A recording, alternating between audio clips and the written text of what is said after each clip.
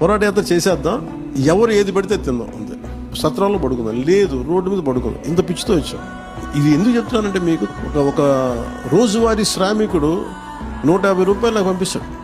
Police officer చనిపోతే మొత్తం pension డబ్బుని ఆయన నన్ను కలవలేకపోయారంటే అందుకని కూర్చోబెట్టి నాకు పంపించారు. This is how we run the party apart from my own funds. ఇందా మనోహర్ గారు మాట్లాడుతుంటే ఒక ఫంక్షన్ చేయాలని డబ్బులు లేవు, ఇంకోటి లేవంటే అసలు ఇదివరకు ఏం డబ్బులు ఉన్నాయి? మనం ఇలా హోటల్లో కాకపోతే ఇంకో చోట కలుస్తాం, రోడ్డు మీద కలుస్తాం. జనసేనకు ఆఫీస్ అవసరం లేదు, 10 మంది కలిసిన చోట జనసేన ఆఫీస్ ఉంది. డబ్బులతో పని లేదు అసలు. డబ్బులు, కాఫీలు, టీలు గాజు గ్లాసులు తాగుతాం, అందరం 1/4 చేసుకుని తాగుతాం ఒక చాయ్. నేను డబ్బుకి సంబంధమే లేదు పాలిటిక్స్, ఇట్స్ కమిట్మెంట్. ఒక అభద్రతా భావం ఉంటుంది మనకి. ఏమవుద్ది పార్టీలోనే? నేను ఎందుకు నమ్మాను జనసేన క్రియాశీల కార్యకర్తలను కానీ, జన సైనికుల్ని కానీ, వీరమహిళని కానీ అంటే, చావు బతుకు నీతోనే అన్నా.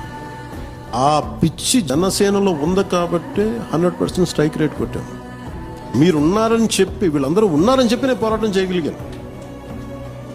లేదా నాకు ఆ శక్తి ఎక్కడి నుంచి వస్తుంది? లేదంటే ఒంటరి పోరాటం చేసి చాలామంది రకరకాలుగా చనిపోయారు పోరాటం, నేను అట్లా చనిపోయాను. రిజల్ట్ ఓరియంటెడ్ కాదు. నేనేంటంటే, ఈ పోరాటం వెనక ఒక రిజల్ట్ చూపించకపోతే ఒక నిష్ప్రయోజనమైన ఆలోచన విధానం వచ్చేస్తుందని చెప్పి నా ఉద్దేశం.